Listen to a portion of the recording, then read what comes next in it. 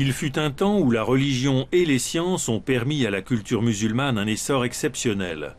C'était en Al-Andalus, l'Andalousie actuelle du sud de l'Espagne.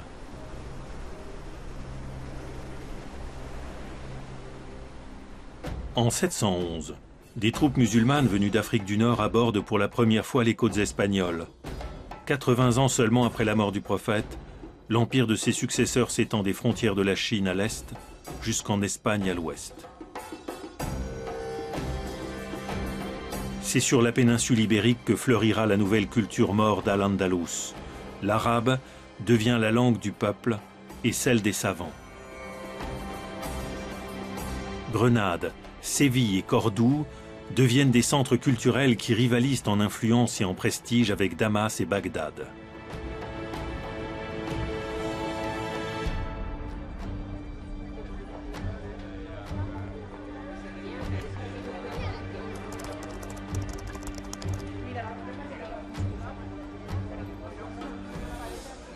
Au 8e siècle, Cordoue possède déjà sa mosquée.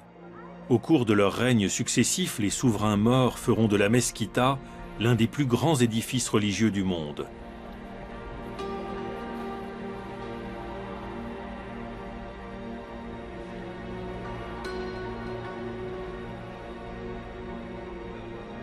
À l'intérieur, il y a plus de 800 colonnes qui datent presque toutes de l'ère romaine. Alors que l'Europe est plongée dans l'obscurantisme du Moyen-Âge, la culture resplendit en Al-Andalus. Ces médecins révolutionnent les pratiques de diagnostic et les méthodes d'intervention. Certaines sont toujours employées de nos jours.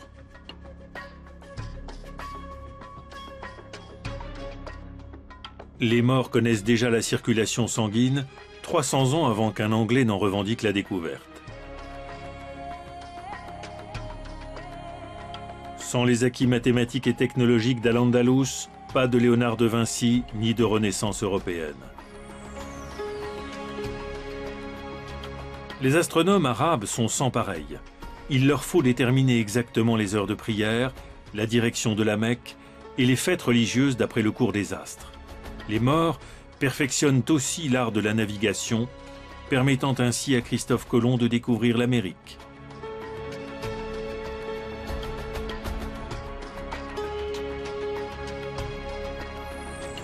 Malgré cela, la splendeur d'Al-Andalus n'a qu'un faible écho dans l'Europe chrétienne de cette époque.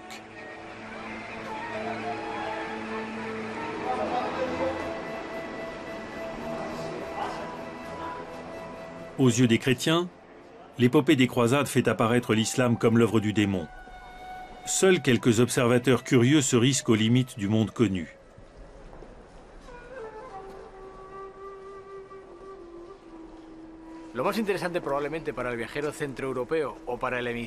Pour le voyageur d'Europe centrale ou l'émissaire de l'Empire romain d'Orient, la découverte de cette ville d'1 million d'habitants décrite dans les chroniques était sans doute intéressante. Une ville avec sur le fleuve des jeux d'eau actionnés par la force du courant. Une ville pensée pour le citoyen et la société civile. Ce n'était pas simplement une ville face à un souverain, d'une religion face à une autre, mais une ville où se construisait une société de la connaissance. Les voyageurs venus du Nord parlent d'un joyau du monde. Ils quittent une cité dont les rues sont éclairées la nuit pour s'en retourner dans leurs couvents et leurs châteaux forts obscurs. Les visiteurs assistent avec étonnement au cérémoniel d'accueil en vigueur à la cour du calife, dans sa ville-palais de Madina al-Zahra, aux portes de Cordoue. Ce n'est qu'après des jours ou même des semaines d'attente qu'ils sont conduits devant le souverain, après avoir parcouru des salles et des couloirs sans fin. À la cour, l'atmosphère est marquée par les échanges intellectuels et la soif de savoir. Aux côtés des savants et des philosophes musulmans, leurs homologues juifs sont également respectés. Tous étudient et discutent avec animation les classiques grecs. Pendant cette période du Moyen-Âge, appartenir à ce que l'on appelle en arabe Dar al-Islam, la maison de l'islam, devait être comme lorsque nous disons aujourd'hui que nous appartenons à l'Occident. Cela ne se réfère pas à une religion, ni à un mode d'habillement ou d'alimentation en particulier, mais à une manière de vivre avec son temps. Pour les archéologues, Madina al-Zahra est comme un gigantesque puzzle. À peine un dixième de la ville-palais a été exploré.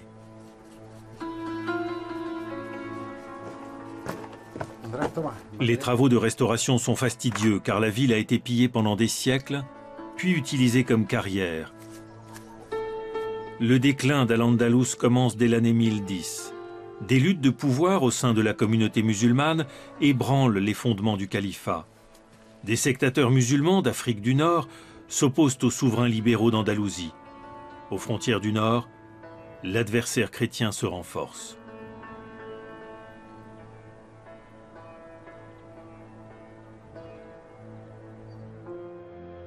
Le dernier calife mort remet en 1492 le reliquat de son empire aux souverains très catholiques Isabelle et Ferdinand.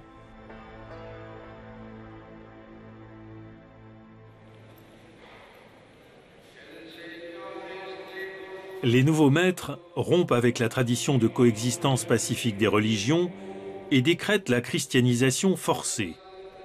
Presque 800 ans après y être apparu, l'islam est chassé de la péninsule ibérique. À Cordoue, les chrétiens s'approprient la mesquita. Mais ils ne détruisent pas la mosquée. Les souverains très catholiques en font l'un des édifices les plus étonnants de l'histoire, en faisant construire au milieu de la salle de prière une cathédrale gothique. Depuis le XVIe siècle, les cloches appellent à la messe du dimanche.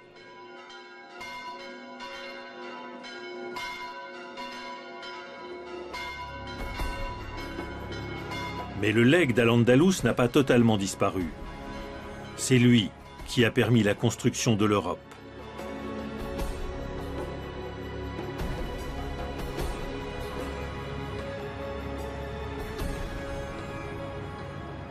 Bismillahirrahmanirrahim. لقد من الله على المؤمنين إذ بعث فيهم رسولا من أنفسهم